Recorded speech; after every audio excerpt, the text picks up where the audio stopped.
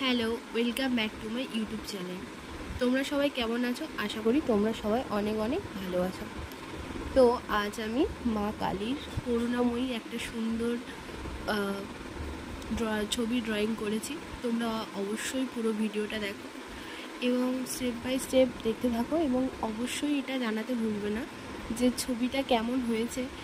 আর দেখো তোমাদের কেমন লাগে। মায়ের এই সুন্দর মুখটা দেখলেই এমনি মন থেকে খুবই ভালো লাগে। তো আমার এই ছবিটা অনেক দিন থেকেই খুব ইচ্ছা ছিল আঁকার, তো আজকে মনে হলো না এটা ড্রয়িং করেই ফেলি।